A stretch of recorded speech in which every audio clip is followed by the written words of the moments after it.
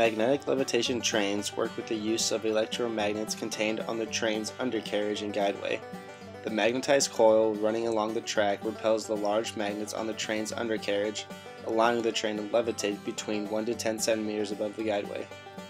Once the train is levitated, power is supplied to the coils within the guideway walls to create a unique system of magnetic fields that pull and push the train along the guideway. The electric current supplied to the coils in the guideway walls is constantly alternating to change the polarity of the magnetized coils. This change in polarity causes the magnetic field in front of the train to pull the vehicle forward, while the magnetic field behind the train adds more forward thrust. This in turn creates an extremely fast train. Maglev trains float on a cushion of air, eliminating friction. This lack of friction in the train's aerodynamic design allows these trains to reach unprecedented ground transportation speeds of more than 310 miles per hour, or twice as fast as Amtrak's fastest commuter train. In comparison, a Boeing 777 commercial airplane used for long-range flights can reach a top speed of about 562 miles per hour. Developers say that maglev trains will eventually link cities that are up to 1,000 miles apart.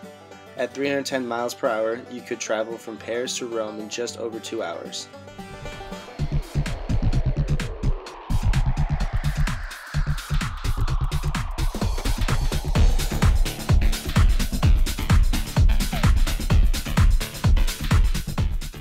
Of the 3 levitation techniques used for maglev trains, electrodynamic and electromagnetic are the 2 most commonly used. Both Germany and Japan are big proponents of the maglev train system.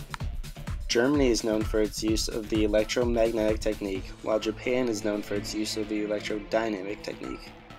For electrodynamic, electron magnets on the guideway are used to levitate the cars, while for electromagnetic, electromagnets on the cars are used to lift the cars.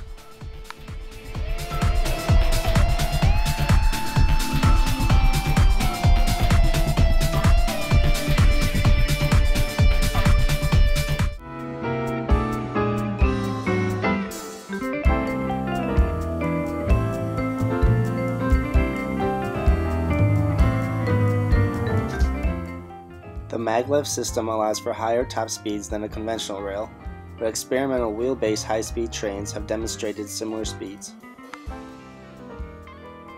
Maglev trains currently in operation have demonstrated the need for minimal guideway maintenance. Vehicle maintenance is also minimal compared to that of a traditional rail. A traditional rail is subject to mechanical wear and tear that increases exponentially with speed, also increasing maintenance. Maglev trains are not compatible with conventional track and therefore require custom infrastructure with their entire route. By contrast, conventional high-speed trains are able to run on existing rail infrastructure, thus reducing the expenditure where new infrastructure would be particularly expensive. Magnetic levitation trains are hardly affected by snow, ice, severe cold, rain, or high winds. However, they are not operated in the wide range of conditions that traditional friction-based rail systems have operated. Maglevs are able to ascend higher grades, offering more routing flexibility and reduced tunneling. One advantage traditional trains have over maglev trains is cost, with maglev trains being much more expensive.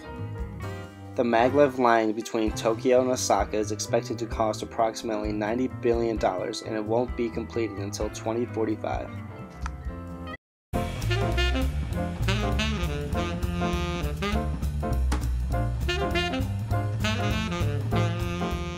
If I was given more time, I would research maglev trains in the US. I would find out if there was any trains currently operating in the US and where. If there were no maglev trains currently operating in the US, I would find out why. Maglev trains are eco-friendly and efficient, but certainly that comes with a cost. I would like to find out if the idea of building a maglev system in the US was ever proposed in Congress, and how that idea turned out.